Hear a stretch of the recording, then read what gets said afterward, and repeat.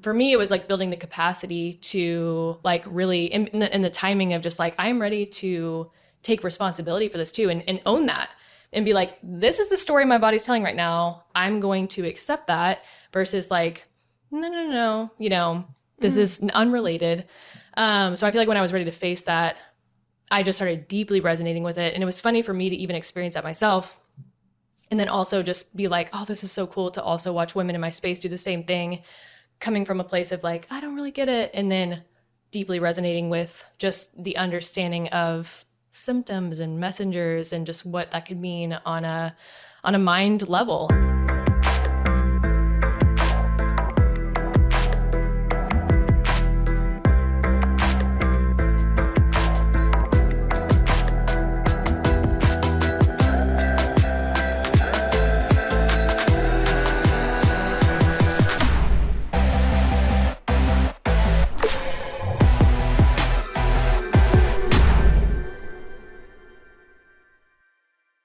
Welcome back to the Mind Change Podcast.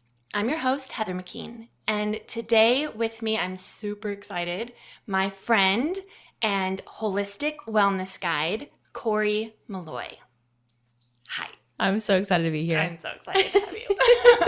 So I have no idea how long this will go, but we're just going to talk about, we're going to try to keep it focused, but I could talk to you, like we've said many times, for hours upon hours upon hours, and feel enlightened and encouraged. And so I'm really excited to share you with my audience today.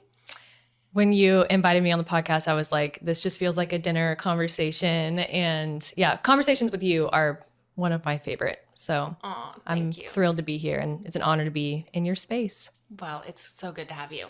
So I'm just going to talk a little bit about our history, and then I think, as it does with us, it'll just get into all the other good things. So I met you on Maui in 2020, correct? Mm-hmm. And you had just moved here not too long before that. And we were at a bonfire together at a mutual friend's house. First time I'd ever laid eyes on you. And this is different. We've talked about this many times, but for me to share, I tend to be a hanger-backer, someone who I love to observe and watch. I don't tend to initiate conversations very often, especially in social settings where it's like friends and everything like that. If there's a new person in, I tend to like to hang out with my buddies and talk and chill. And then I saw you across the fire and literally was just drawn to you so strangely, and then sat right down next to you and was like, tell me, who are you and what are you doing? And this is where I was like, oh, this is it. We were meant to be together, because immediately I was like, here, you can finish. Go ahead. You launched into a very ongoing battle with misophonia, right? Am I remembering that correctly? Yes. Okay. So for anybody that doesn't know, how would you explain what misophonia is? Simplified, I would call misophonia if you got on the internet, it would call it like a whole disorder or a whole condition, but essentially like an aversion to very specific sounds. And the way it was showing up in my body and the way I was doing it was mostly sounds related to my mom, mouth sounds with other people, and people I was close to, really.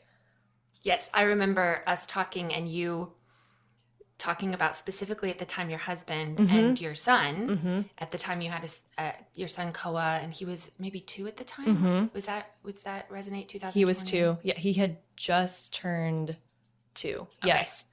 And I just felt like your vulnerability and what you were saying, and I was familiar with misophonia. I had actually worked with clients before, and just the breathing. I remember you talking about your husband's breathing and certain things that Koa would do, and I could just see you were like, just felt terrible that it was happening, but very in it. And again, something I rarely do is talk to people about what I do or offer up services, if someone's going through something, I usually allow people to find things. And I was like, I can help you with that. Like, are you interested in being helped with that? I can help you with that. And you were like, what, really? Tell me more. Yes. And then it started this whole thing. And very quickly we jumped into doing some sessions. And then we became friends, and the rest is so much history at this point. But I would love to know, like, I briefly explained my change to you, which is always, I feel like, a difficult thing to do. But how did you hear that? What did you hear me saying to you when I was like, I can help? Because had you tried other things for misophonia? No, I had just deeper and deeper heavily identified with it. And that's what I had tried. Yes. I had tried to get everybody to conform, or like, what would be the word, to like lessen my reactions. So them to become aware of, oh, I have an aversion to this sound and to this sound. And can everyone just like, play a role in that to triangulate with me? And I had told you, should I tell the story about the documentary? Oh, please. There was this documentary, I forget what it's called. It was either on Netflix or on YouTube. I think it was actually Netflix. And I thought that was so interesting because it was like during the time of the lockdowns and just an interesting time in the world. And a lot of people were spending a lot of time together. And then a few months later, this documentary releases about misophonia. And I watch it and I'm like, emotional, and I'm like, oh my gosh, these people see me. And I remember even sending it to all of my family members and asking them to please like watch this so they could understand me. And then because at that point, kind of the story that we were doing was, let's say it was like a very specific sound. My family, from my perception, would do it on purpose, and then I would get triggered. And then it was like this interesting dynamic between us where I'm like, you don't see me. That's where I would take myself, is what it would give me is this feeling of like, my family doesn't understand me. I'm alone, la, la, la. So, I remember sending that to them and just more and more heavily identifying with it. And then from my point of view, when I saw Heather for the first time, I still remember 2 braids. You were wearing like a jumper or like an overalls thing. And I remember your tattoos, and I was just like, there's something so special about her. I had the same like feeling towards you when I saw you for the first time, immediate. And then I think all that you described was that you help people access, some of their subconscious stories and make sense of, and really, give a lot of compassion and understanding to like why it is that they have very good reason to be doing the things that they're doing. And so that's when I was immediately like, wait a second, like there's something here that immediately resonated with me innately, which is this idea of, there is a very good reason why I'm expressing and doing certain things, and it means something. And to make something wrong with it, or to make a big, drama story with it, or to take it further than that, really distracts from just like really deeply, understanding it. And so I would say there was an immediate innate resonance in my body, like a felt experience of like, wow, I really want to understand this story, and what this means. I think it's such an important thing, though, that because we kind of maybe make light of it now about the documentary and everything, but I remember seeing a documentary on Lyme disease and feeling in the depths of it and feeling the same thing. It is that, oh my goodness, someone's finally giving words to the misery, because though we can now sit back and be like, oh my, what I was doing and all these different things, in the thick of it, in the thick of the misophonia, I'm sure it was miserable. Like legitimately miserable. Torture. Yes. Right? Because the sounds do become, it's hard for people who don't do it to understand. how it can get in and what it does to you. So maybe if someone doesn't fully understand, or if there's someone out there that's like now feeling seen or heard by you, how bad did it get? Yeah, I remember sometime in my early formative years when it began, and it began with one sound and then it developed into a few, and how my body would do the reaction is it felt like a fight or flight response. Fight, flight, freeze. For me, very much flight and fight. I would feel an intense surge of anger, and then also I have to get out of here. Panic of just like, if I don't leave, I think my body is just going to like implode. Like it feels like the most intense thing you can imagine, as far as just this surge that feels like you're out of control. It feels like it's something that's happening to you. And so I think that's why it was so easy for me to identify with the, I am a victim to this, and people need to like understand this about me and make my reactions less, because I thought it was just some sort of chemical thing, and similar to the depression story, and of just like, oh, this is a disorder. It's a brain disorder. You know, I know I'm making, like you said, light of it now, but I just have a lot of, compassion for the younger version of myself that was just like on the internet and like trying to understand it.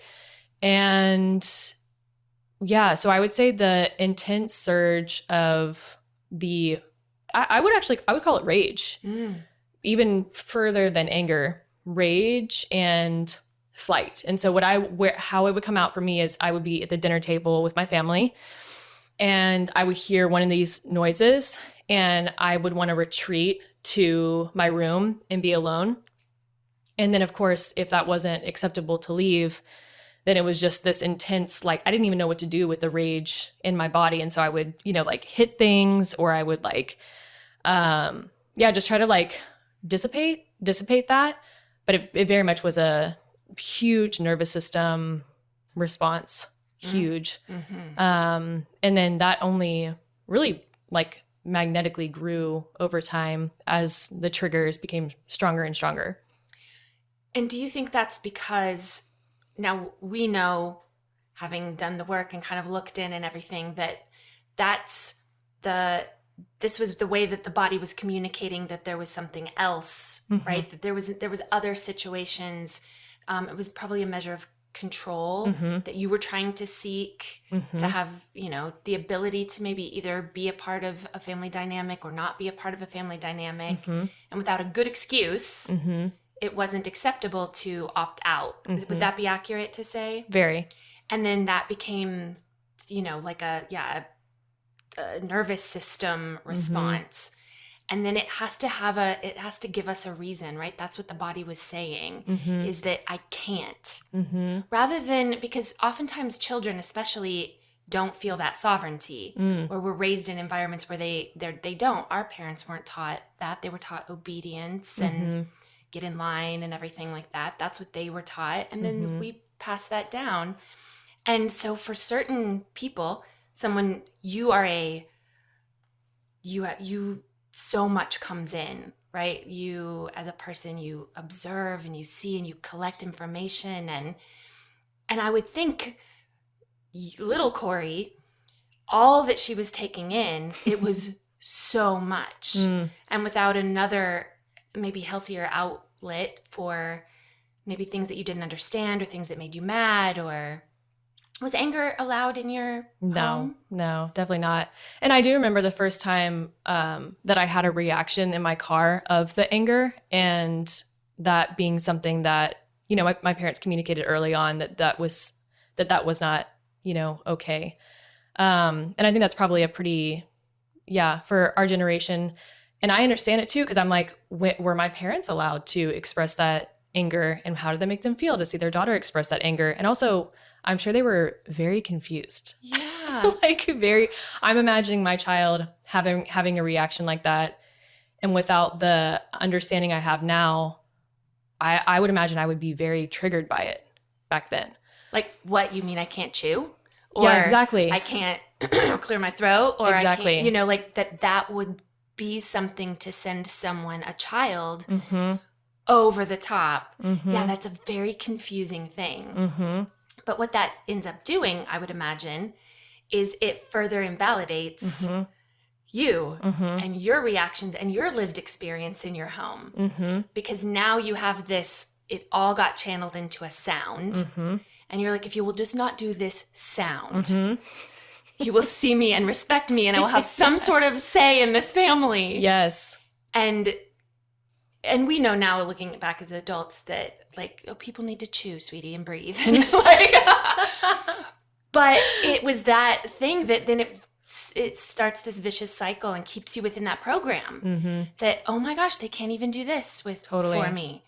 And it becomes a singular acute thing of like, oh, if they can't do this, then what does that mean? It means I'm not seen and respected and blah, blah, blah, blah, blah. Yeah. And then you have to actually expand that there's more that they're doing, because then it's like, oh, it's not just this one thing that they're refusing. It's also this thing and this thing. And it becomes the truth and the proof in your body. Totally. And your body's not doing anything wrong, right? Your body is rebelling against the inability to have a healthy outlet for all the different emotions and things that you were collecting. And so it wasn't doing anything wrong.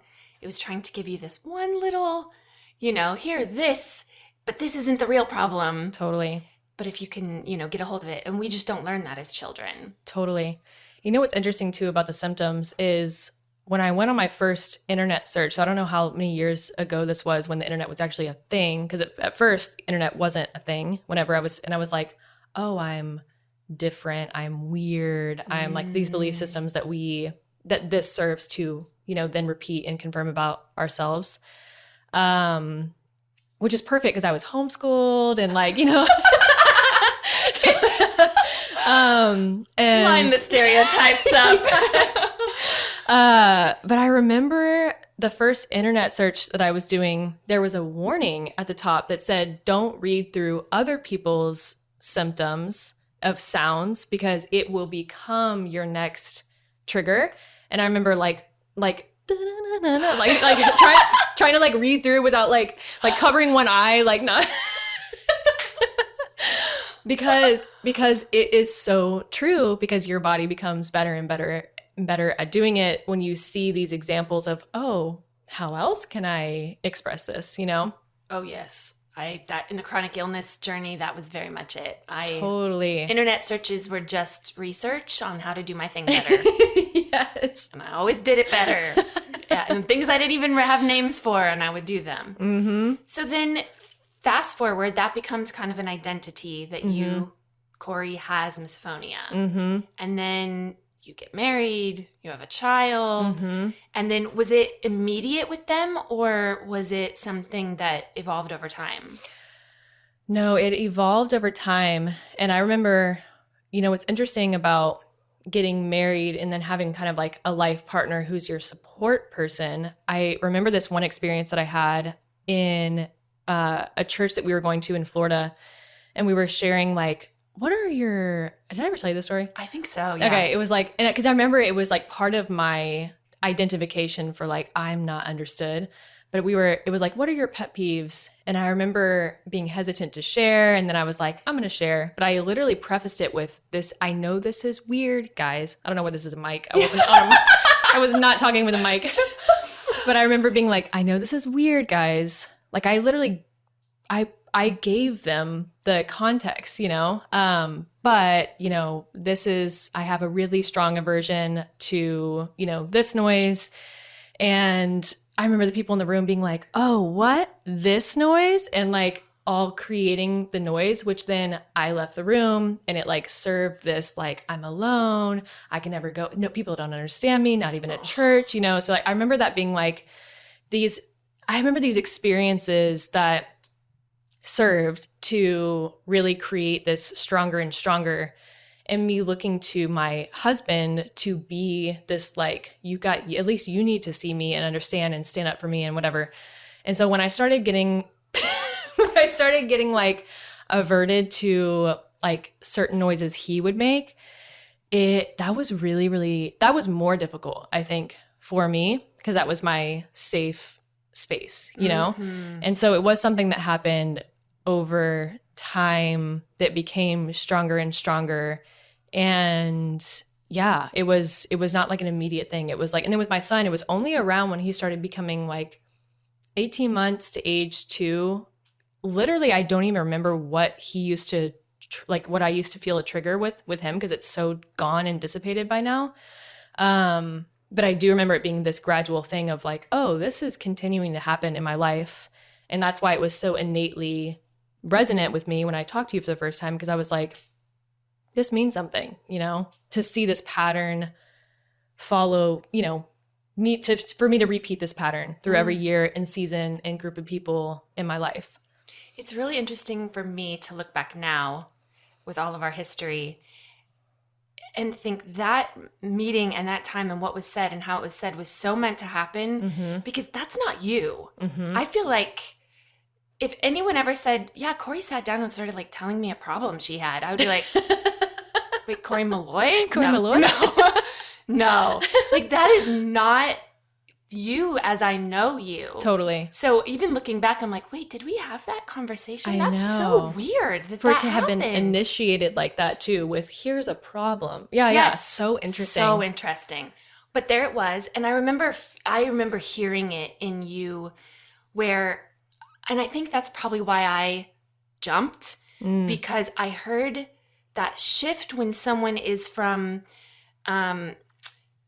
understand me more, see me more, hear my pain, rather than I'm done with this. Like, I'm at my wit's end with this. I'm at my wit's end with me. And that, I think, was what I heard, is this still, you know, it is, that one's such an easy, it's there making a sound and it's doing it to me. But that I heard that little moment, I think, where you were like, I can't make this stop. And it's getting worse. And I was like, okay, let's do this. So yeah, it's interesting to kind of circle back now with all the history that we've had. But okay, so that's how bad it was. And then I tell you this whole thing of like, okay, we can kind of put these pieces together. Now, this wouldn't have been too strange for you, because you've been a seeker, like you're a seeker of all sorts of knowledge and betterment. And I feel like that's a core tenet of yours. Is that correct? For sure. Root cause, or the idea of like understanding what's beneath the surface. I love just go right under there. And like, that's always been a fascination of mine, but especially since I healed endometriosis, which was more in the supplement, nutrition, lifestyle approach, which, you know, I went on this journey, you know, seeking to understand that whole world. And then meeting you was such a pivotal moment of, oh, this is expanding even further with understanding like the whole world of kind of just like how our bodies flow through life and how we interact with our environment. And at that point, we had just moved away from my family of origin. And so we're in this brand new, fresh spot, and we're headed towards, you know, what we want to create for our lives. That is, for the first time, extremely like untethered from, you know, family expectations on both ends, and, you know, loving family expectations, of course. And so coming here, I just think is so, you know, moving here and then meeting you was such a ordained moment, in that was the time in my life where I was ready to really deeply go into more of the subconscious and understand more of like the psychology of why the body communicates with certain messages when it comes to just that entire world of, yeah, the brain and the mind and just all of it. And I was so hungry for it without even knowing what it was. I was just like, yes. You had done the body route in a lot of ways, in the sense of, right, that's your background. Exactly. Maybe you can share a little bit about where your background is and where you came from. Because there was, for a lot of respects, you were pretty successful in that realm, right? Totally. It wasn't like you were at your wit's end professionally. Totally. There was, you had found success in that. And then, so I don't want to tell the whole story, but. Yeah, the body, I mean, I just have a love for understanding the human body and what is it mean to just like feel the full expression of just human potential and just like why we're here. And just like, you know, when we think about symptoms, to even have a symptom means that there is a felt experience of like homeostasis, and what does that feel like and what does the body need. And so I went into the food and the, you know, sunlight and salt water and just like understanding like, you know, just basically just what it means to live vitally and be vital. And so in the professional world, or like my online world, you know, I watched hundreds and hundreds and hundreds of people reverse symptoms and chronic conditions.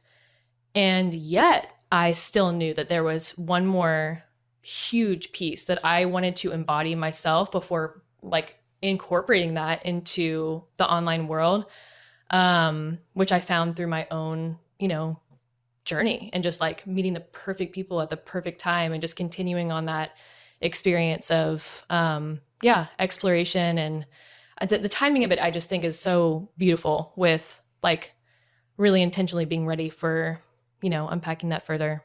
And you were also moving away. So you noticed, or you mentioned moving away from your family of origin, but you were also moving away a little bit from like diet and exercise culture, correct? Totally. Like you had been kind of into that. Was Totally. that your background? Yeah. My background before 2018 was very much like, diet culture, fitness, even the bodybuilding world. So looking at the body is extremely mechanical, of like in and out. And like, while a lot of that is still true in a sense, it's just so much more expanded now. And my understanding of holistic is so interesting, because when I got into the holistic world, it was like holistic supplements, you know, and like holistic this and that. But to even say the word holistic, I think it's interesting. My own challenge of myself and the big like look in the mirror was to even call something holistic is looking at the entire picture. And our picture really is only as big as our awareness is of what that picture is. We have like a glass ceiling of like our understanding of what the picture is. And so I've seen, you know, just being in the online space, essentially diet culture and the body and fitness. That was my world until endometriosis symptoms started happening, and a lot of suffering there. And then my first kind of like deep dive into what I was just calling the holistic world was with a practitioner. And I look back on that time too, and I see a lot of outsourcing of just like, oh, I'm just going to outsource this, which really makes sense with the time in my life where I was like, I have this thing and you guys have to respect it. And like, you guys can see the disconnect there. And so, healing endometriosis alongside a practitioner really opened up the big question mark of just like, okay, what does this actually like look like sustainably to live out just like a thriving life? And then the journey I've been on since then is really what has led me, you know, to where I am now. It makes so much sense what you just said with if the misophonia is this thing is doing this and causing this within me, it makes perfect sense that the answer would be there must be something out there that they have that can then fix whatever happening inside of me. Exactly. And that does in one sense set us up for really pouring everything into, you know, which again, looking back, I feel like everyone that I engaged with in my journey too, I took a piece from. I learned something from. Western doctors, medicine, even at times, I took pieces from. Even if it was just to be like, this drug gives me more symptoms than it does help, and this is not an option. I mean, that's a learning, right? So, but it makes sense that would then put you into the hands of a practitioner who then is like, hey, it's supplements. Totally. And it's, you know, eat this or don't eat this. And did you find that you got into that? I feel like I could almost script this journey for a lot of people where they get into the supplementation things and it's this thing is bad and this thing is good. And, you know, the problem that you have is this and that and the other. Was that kind of your experience? Yeah, things things maintained and even reconfirmed just a very black and white lens that I had back then, which is good. Everything was categorized, right? And in the same way that I was showing up in the Misophonia story with, you know, it was very few people I shared that with, because it was like, this is the weird thing that I have, so I'm just going to keep it to myself. However, things that I had no problem sharing is if I was like going out to dinner and I would just proudly be like, no, I'm not going to have this and that, or like whatever. Or if I was staying at my in-laws' house, going on like a separate grocery run, and because I'm not going to eat, you know, whatever that looks like. And so just having these rules that I clung to with so much rigidity is I saw as when I look back now as just a huge parallel to what I was doing in all areas. It all made sense in every area of my life, how that was showing up. It just occurred to me that the rigidity that your body was resisting in the first place in the family of origin, totally, right? Of the rules and the black and the white and the wrong and the right and everything like that, you recreated in your own life for yourself. Now it wasn't them doing it to you, it was you doing it to you, but through food, exactly, and through substances and stuff like that, right? Exactly. But it's the same rigidity. And yeah, isn't that the case that we do that? We just recreate it again, totally, thinking we're trying to do better. Totally. But just we're in the same situation. Exactly. And it makes sense that was even showing up in my body too, with like a lot of rigidity when I was pregnant with my firstborn, C-section with him getting stuck in my body. I mean, my body just literally was just rigid. Yeah. And so that's been But it shouldn't have been, because you're in the workout space and exactly, the body space, and how often we get pushed into things that we're like, oh my gosh, if people knew, like I'm saying this, but I'm doing this. And that I really feel like so many of us get pushed into those spaces because it's our body trying to say, hey, me too, though. Totally. Like I need something here too. Totally. So that's great. Then you have the C-section, and that plays into a little bit of something else that was happening when we met, which was you felt a bit disconnected from Koa, your firstborn. Totally. Right? There was a thing there of it was very difficult to connect. You using your own words. I think it was, and even when I look back on it, the word, I mean, even the word fear, honestly, it's like the fear of, because I did this, it's going to be this. It's very like, consequences. Consequences. Yes. Yeah. Consequences of my C-section, consequences of, you know, any time that we were like separated in those first few hours after he was born, I allowed that to eat at me for a very long time of just like kind of punishing myself, you know, consequences looking like punishment too. And it was just a lot of like mental self-devaluation of, I can't believe, you know, it ended up this way. I can't believe you chose that, blah, blah, blah.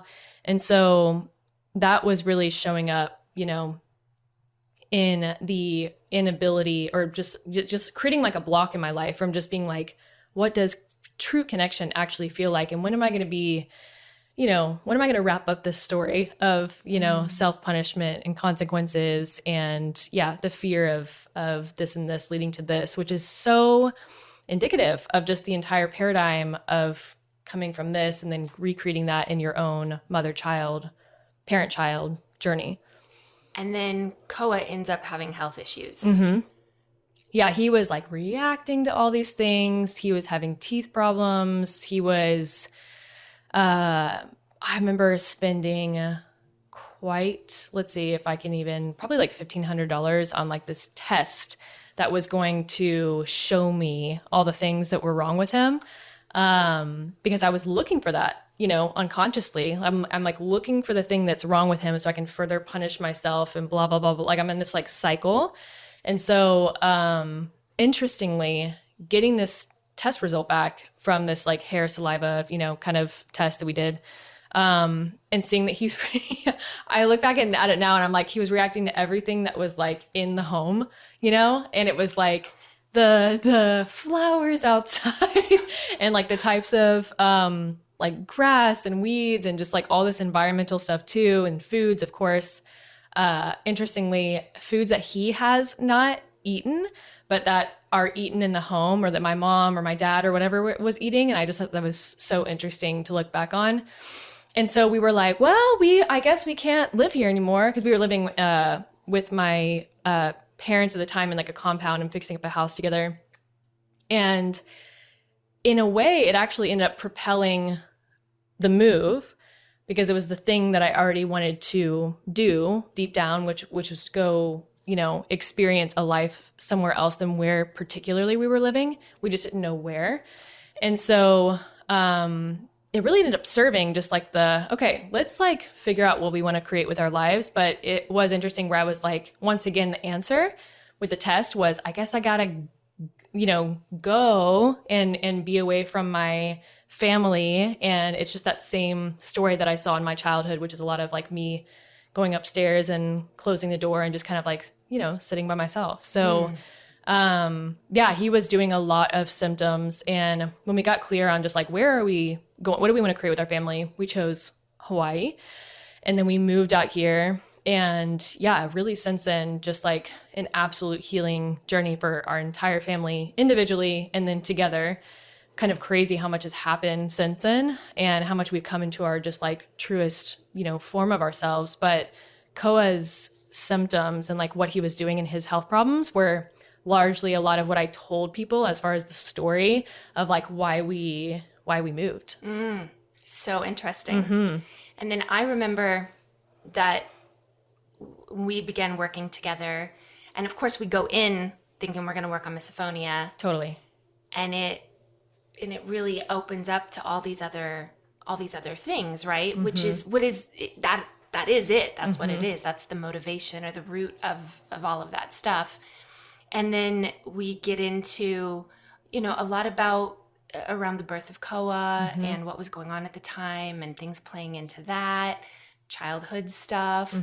And something we just talked about before we started recording was I noticed that as we worked and you started to sort of settle in, like, okay, you're not the weird one. Your body's not doing anything wrong. This actually makes sense on a deeper level. It's almost a deeper way of being seen and heard. Like, oh, wait, there's nothing wrong with me. Then Koa, a lot of his stuff just started to resolve. Like that wasn't the focus anymore. Totally. I wasn't really hearing about Koa's health issues anymore so much. Totally. And then it seemed like they, not like, listen, we're all right, we have human bodies and they are reacting to things. And, it is, the body's going to do what it's going to do. But is that your experience as well? Is that a lot of that stuff started to resolve for him? Yeah. And it's interesting when I think about Hawaii, because I've lived here long enough to meet so many people who move here. And I know you guys even more than that. And there's this recurrent story or a pattern that I've noticed now, not until you just said this, that I was like, oh, this is the light bulb moment for me.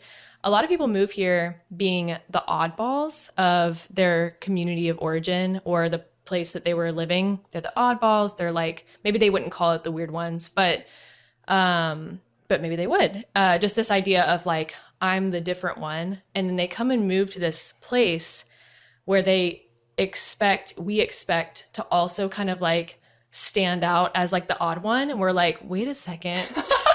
No one is the oddball here. Everyone's actually like pretty chill and like very similar, and everyone kind of has something like special going for them. And I'm realizing like I wonder if that's something that's special about Maui that like brings people here. There's something in them that's like, I'm gonna go, move to the most remote place in the entire world, and then kind of have this like dissolving of like identity and like really come out on the other side. Anyways, that was definitely happening when, I moved here, and for sure there was just like so much focus on Koa, and being able to just like come back inside my own self.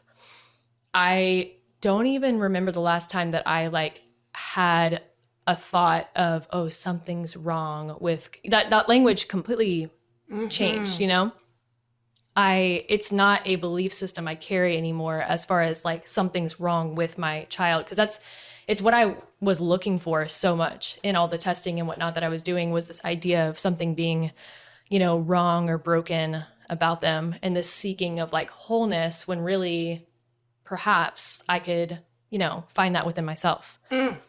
Love it. And it's your experience too, I'm sure, that then a lot of people hear these stories about Maui and they think, oh, I'm going to move to Maui. Like it's actually the island that does it. Right. The island does hold space, but it really, I feel like, would you agree, it calls something out, and a heck of a lot of people don't. Huge.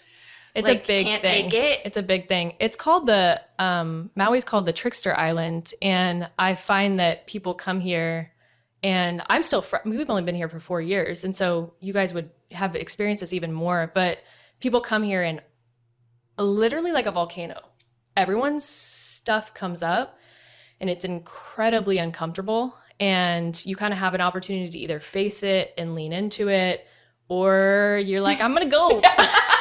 I'm going to get out of here. I can't afford to live here. Totally. Emotionally. Yes.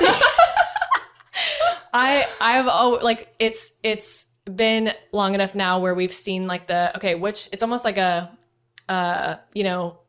multiple choice, like which one are we going to choose for like the reason of like why we're going to leave. And it's kind of the same, you'll hear the stories, but underneath it all, not that everyone should be here long term, in the world. But people that do choose to be here, it's for a reason, I believe. And it's always, just like fascinating to watch everyone go through their process of just like the discomfort that comes up and what they do with it. Yes, choosing incredible. To go like hold on to it or be like, no, like something's wrong with the island. I got to go. So it's I'm grateful to have had people walk that before me and kind of bring attention to it, as far as like vocally be like, oh yeah, I know what you're doing. You're uncomfortable right now, like something's coming up for you. It's kind of a thing here. And so to have like mentors and like guides and leaders in place, I've had an entirely different experience than I think I would have if I had come here and been kind of a little bit more alone on my journey. Yes. So I'm incredibly grateful for the people that I, met and developed friendships with. Oh, you're a thought leader in this field now, like, to this idea of what it means to be holistic, almost reframing that word to what it's really meant to be. Totally. So yeah, for all of you interested, Kori's got all kinds of good stuff. She's taken it all and run with it.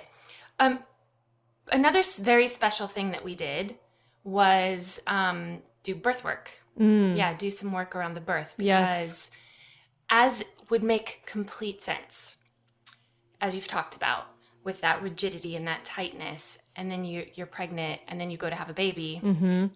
And like I know we've had this conversation before. I did not know about the female body, and I had 2 kids. I didn't know anything until I started getting into mind change birth work and then doula training and everything. Like, how do people not know this stuff about our own body? But rigidity of body or mind is not optimal for birth. Totally. But we were doing the best that we could, right? So I also had a C-section with my second, and you had a C-section with Koa. And when you got pregnant again, you wanted to do it differently. So this was going to be a VBAC home birth. So we sort of shifted gears and started doing some stuff around there. And again, it's like, this is what people sometimes, because we're friends, and we had also, we were neighbors. So you would come next over door and sit with my chicken sitting behind you. Yes. That was so funny. My chicken, do you remember, or was she behind me, laid an egg during one of our sessions? Yes, I do remember that. Yeah, laid an egg. Oh my gosh. Which is so funny to think about, that we were doing birth sessions at the time. Now, circling back to that. All right, so with the second birth, you had shifted so many paradigms. You had already began embodying many different things, correct? And you wanted to do this birth differently. And so you had a lot of wonderful tools and people helping out with that. And Mind Change was one of those tools where we started to kind of get in What do you feel like, how do you feel like that was helpful in the journey for your second birth? You know, it's so interesting being on Maui, the people that are available with just like the most creative ways of like understanding the body. That was really the only like prenatal care I desired, you know? And that's how we did it. And so there were a couple things that I realized in my C-section experience, which was a like unplanned, you know, but these things all happen for a reason, hospital transfer. There were things that were coming up in my pregnancy that I realized I had kind of absorbed and served to propel my belief system about my body. You know, one being that my family makes big babies, and my husband's side of the family all had these custom football helmets made for them and playing football in Texas, which is just absurd. And so I was just like, my babies have big heads, and Koa had this big head. My firstborn had this big head coming out. And I remember specifically, you know, this moment where the C-section's happening and he pulls Koa out and he's like, oh my God, he was, you know, almost 10 pounds. And he was like, his head wouldn't have fit through, you know, your pelvis. And thank goodness you had your C-section. And these are all table discussions that they have to, I'm sure, make light of situations. And he knew I didn't want to be there. I'm like throwing up, and he's like, I'm going to make her feel better. And so things like that I realized were coming up in these micro and macro, you know, fears or belief systems. And so unpacking that and really moving towards this idea of what are your belief systems about birth. That was something that I never did for my first child. I was like, oh, I'm doing a all natural birth and I'm going to be at a birth center. And then that was pretty much it, other than watching the business of being born and being like, oh, I know what I don't want. Right. But going towards and unpacking, you know, my entire belief systems and my family of origin and my own birth story, and just like understanding, you know, where these things come from, was something that we did just beautifully before Story's birth. And I found that even and the timing of it was so interesting too, because like the big head pelvis thing didn't come up until I was like 41, or I think I was like, yeah, like 41 weeks or something. And I was like, I'm great. I'm making so much space. And then suddenly I'm like, oh my gosh, like I'm going to give birth to an elephant. I remember thinking like, I'm going to give birth to such a large child. And then I'm like, where is that call that we're like, so come over. Let's talk about that. Because I'm like, it's the funny things we do, right? I'm like assessing my belly size, and I'm like, oh, my belly's bigger this time around, so I'm going to have a baby that's bigger than 10 pounds. And I didn't know it was a she at the time, but I was just imagining an even bigger baby.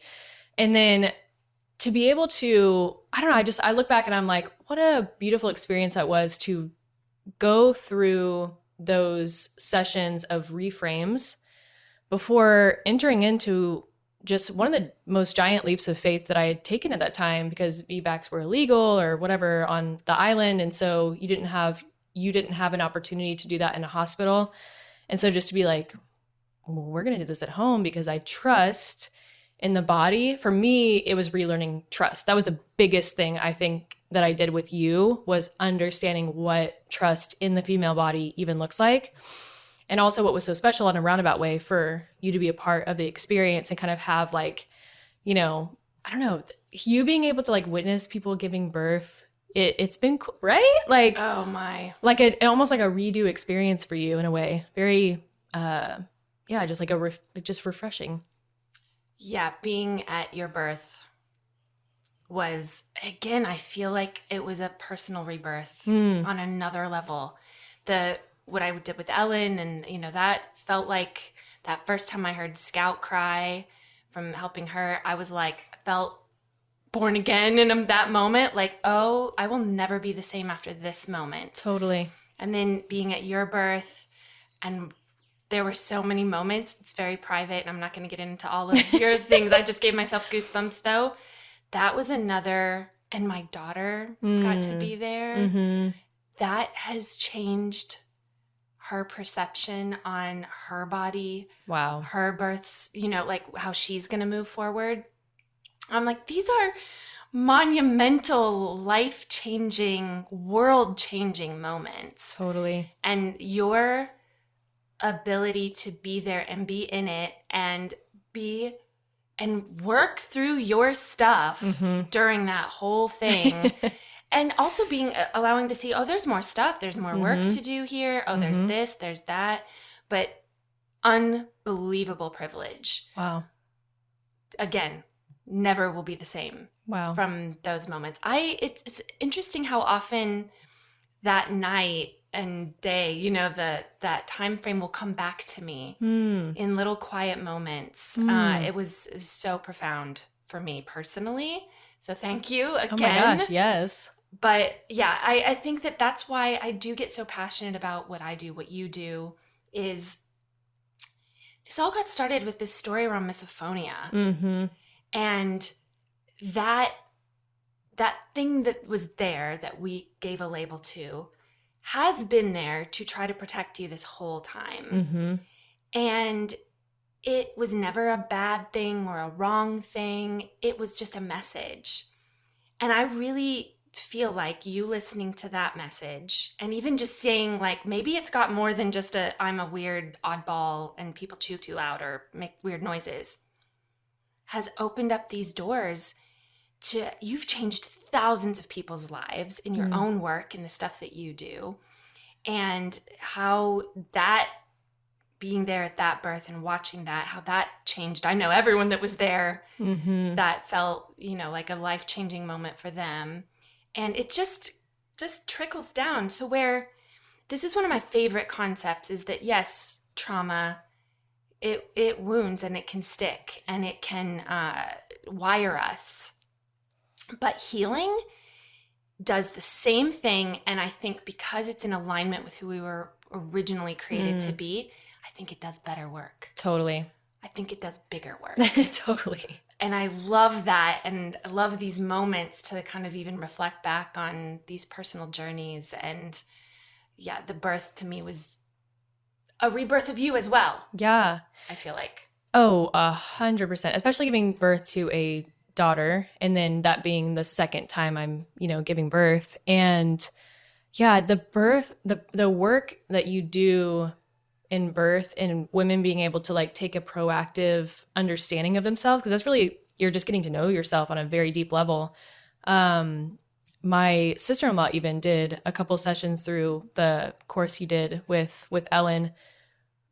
Gorgeous, beautiful, peaceful home birth after that. And she was just like, and so much came up for her in the sessions. And I'm like, what an amazing gift to give yourself like a deep understanding of, yeah, all the stories that you've told yourself that might not have been conscious before. And so, yeah, it's when you talk about healing, that it just brings me back to that feeling whenever I had met you for the first time. And there was just like this innate, like, whatever it is that you're doing, like whatever work you're doing and whatever it is that you are doing with people, like just that innate feeling of like, this is where my body wants to go. This must be somewhere in my design. So I love that you just brought that up, but just like, this is like it's already in our design. It's just you like partnering with that, you know? And this has now become something you are doing with your family. You're helping other people. What's your passion project right now? Ooh. So we just released a course called Rooted Families, and that was inspired from the birth of my daughter, actually. A lot that came up from my body, but then also just family dynamic wise. And then moving forward, you know, to go back full circle to this idea of like practitioner versus like understanding yourself and coming at this from within. We kind of just went on a journey to understand even using the word rigidity again, this idea of the body expressing, every story and belief system that you have about yourself, whether that comes from your family of origin or the community you grew up around, or ones that you're creating right now in the moment. And so we really like dove into the world of fascia and the universal pattern of the fascia system, the cranial fascia system, in the body through a mentor, Michelle. But then we brought that into our own family, essentially, and created a resource and a community where families are coming in together and then essentially like moving through body rigidity as well as old stories and patterns, and then moving towards a place of dynamic movement and body freedom. And it's like a holistic, like a holistic picture of what it looks like for your family to be knowing what you believe in, knowing what you're headed towards. And on a more functional level, we're building we teach families how to build backyard structures, like jungle gyms that actually encourage and promote dynamic movement in their kids. And so it's been a really, really cool process. And then that came as like the first thing that I created with my husband, with Kyle, who is masterful at just like the functional pieces and organizational pieces. And prior to that, I had come out with my first online course. And so interesting what I had done in the beginning of this year. Are we still in 2023 right now? Yeah. It's been a long year. At the beginning of this year, I went in with an additional module because I had launched that course back in 2020. Yeah. Late 2020, right? 6 months after I moved to Hawaii. Yeah. Yeah. And it was like from my understanding at the time, a holistic piece of cellular health. And then I came back in early 2023 and released an additional module that incorporates this idea of what holistic actually means. And so being able to expand into belief systems and story and the mind and then sending people on their own, sovereign journey to explore that within themselves. It was incredibly important for me to bring that into my course after having gone on my journey of integrating that into my life and expanding that process.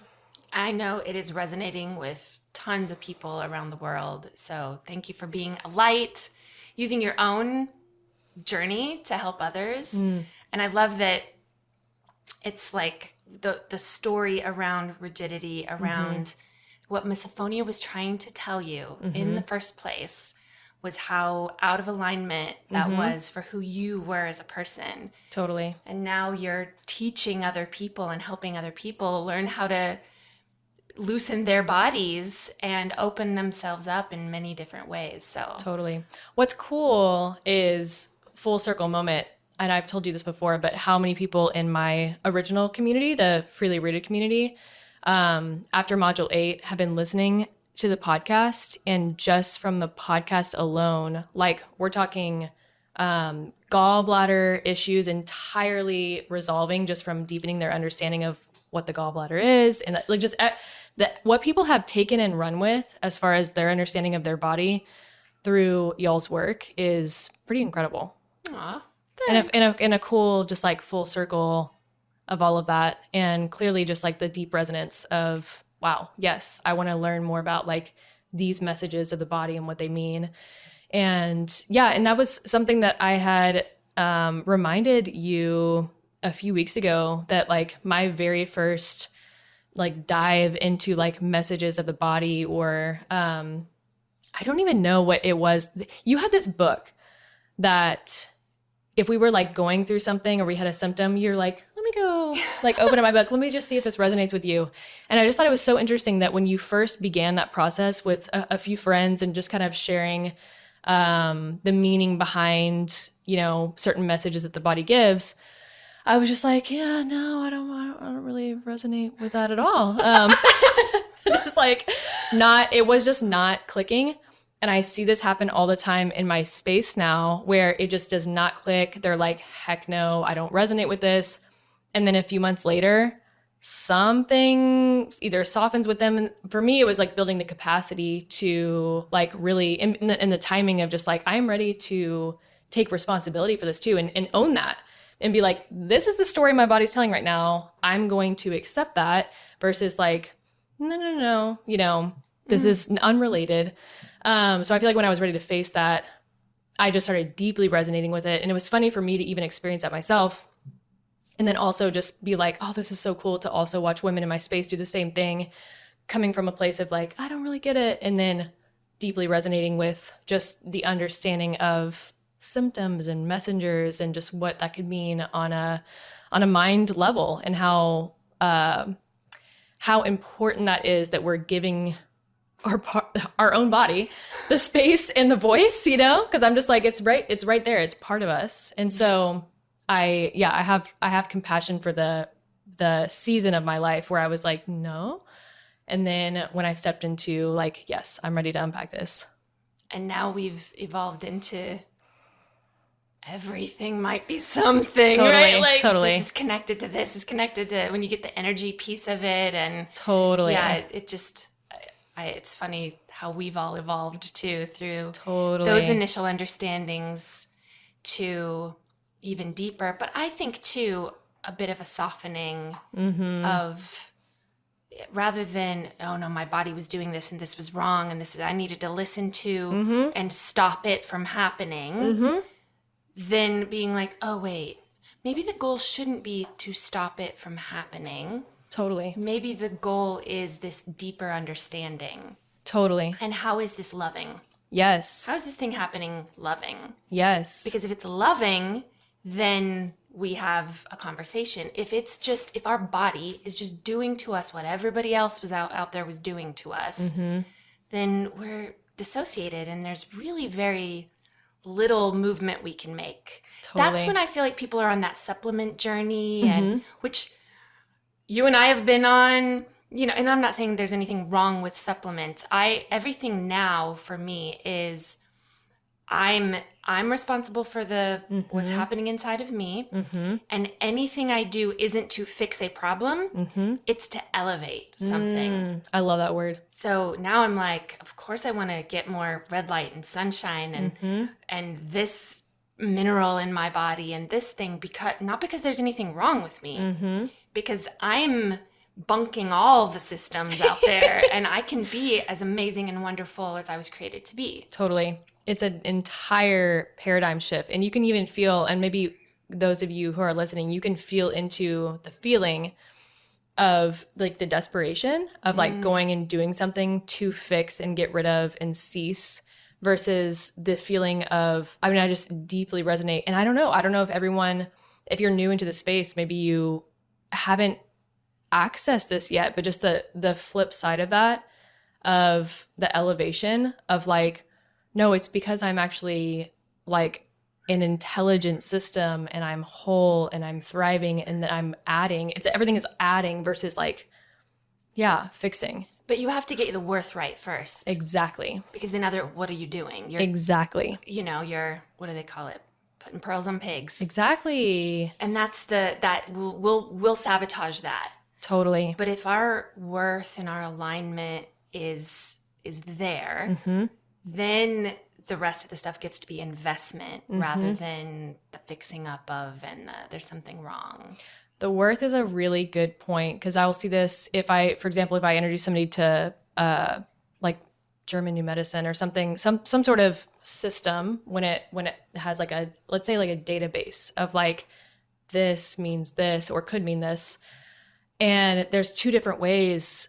Like someone could go into there and be like, oh, yeah, the word wrong. Yes. And I'm doing something wrong. So then it's making me do this. And like, that is an entirely different place to go about it. And I like, that's where there's a time and a season for everything to unpack that.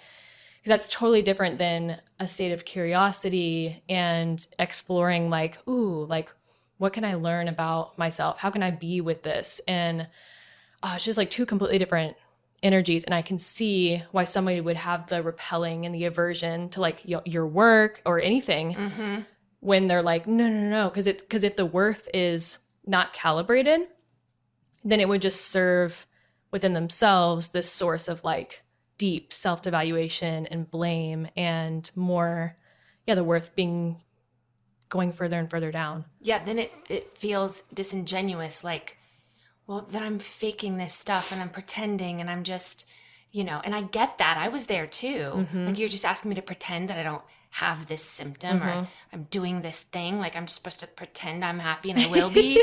I remember that. Yes. And there's, we've used the word journey so much, but it's tough to I only saw it once I was able to look back, though, and go, oh, I could have never understood this had I not been through this first. Like those steps. That's why I don't, now I've collected quite a bit of information of my own on what is happening with people when they're like, hey, this is happening. And I'm like, oh, I feel like I've got some insight into what that could be. Totally. I don't really put it out there too much. I've got a little series going on and everything like that. But I find because it takes a little bit of work for that stuff to resonate in a way that's going to be productive. Yes. Rather than just like, even if someone's like, oh, ooh, yeah, that's wrong with me and that's wrong with me and that happened to me and that happened to me. Yes. Versus, okay, here's some of the deeper ways to understand that my body's for me. But now what do I do about it? Like, that's the thing. I've got to make action with that. Yes. And so I've been a bit hesitant to like just dump all that information out there. Totally. Because even German new medicine's a bit clunky for me. Totally. I know it's great for some people, but it's been a little bit clunky for me. But I've seen people do that, is turn it into another, like weaponize it. Exactly. As that here's another way my body's malfunctioning. Exactly. Doing something wrong. It's like if you have a pottery wheel going and you're like adding water to it and it already knows where it's going. But if you like just dumped a bunch of stuff on a wheel, it would just be like chaos. I also find, and you probably resonate with this, but, and you've probably seen this before, but if I've learned now my own calibration of communication, because I've noticed an amnesia effect.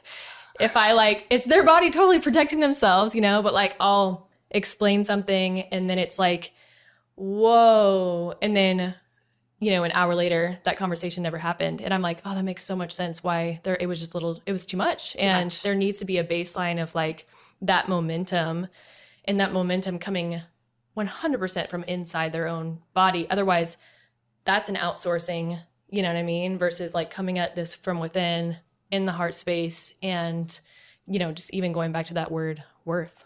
That's why we deal typically with childhood stuff. We're creating a framework. Totally. An internal neural net highway that can support, like you've got a resource proof. Totally. And that's why our work is important, the subconscious work, because you can dump so much good on top. If the framework is unstable, that will keep coming up for good reason. It's not against you. It's just, that's a dissonance. The wiring isn't there to support. And so that's where we really feel like the work, you get in, you create a framework. The rest of the stuff is just, it's all the good that gets added on top of that. And then you've got the framework to support it. Exactly. So love what you're doing. Love, love, love. Love that our paths crossed and that they keep crossing, and you will be forever, forever special to me. And little story and your whole family. I love your whole family. But being there when someone's born, that's special. You have something very special with Story. Yes. And I find that I've now been at my friend Molly's birth, and I'm like, I could just hug you and snuggle you and cherish you all day long. It's a completely different connection, which I've now learned is more of an ancestral piece. An indigenous, tradition would be to pass the baby around or be present in the room to create and like, I guess, align that connection between aunties and babies. And now that I've experienced it, I'm like, oh, this is huge for us to witness women bringing babies into the world. Friend, that is a whole other episode that needs to be done about that, the importance of that. And now a few of us that have, and not just us here, but a lot of people around the world know this already and are flabbergasted that somehow we don't seem to know it. Yeah. But have not put words to it yet. Like, what's missing? Totally. But yeah, that's so important. So how can people find you if they're interested in this, rooted families and, getting into that? How can they find you? Yeah. So Instagram is going to be the best way. It's Kori Meloy. I'm sure that'll be maybe Kori with a K. Kori with a K. And then my website is the same. So KoriMeloy.com. I just refreshed my website about 6-8 months ago. And so now it's kind of like a one-stop shop to find even old podcast episodes. We did a podcast for, I guess, I don't know exactly how long it was, but it was several seasons that kind of take you through, like, you even watch my own evolving, which is really, I find really, really cool to see like where I came from, still with like a lot of like food focus, and then how I expanded that over the years. And so the podcast is a fun, like, foundational intro to metabolic health. But Rooted Family is definitely, the website, and then Instagram. Great. Anything you just want to leave the audience with, anyone who's listening? Oh man, I just am happy you guys are here. And I know that everyone that finds themselves on an episode or a podcast like that, like this, it is to trust the reason for, like, oh, you are here for, like, such an ordained like orchestration, of just, like, sitting here and listening to this episode. And so for me to partner with you in serving your space is just really special for me. And I'm really grateful for everyone that tuned in. Thank you. Thank you so much. Thanks for having me here. Yeah.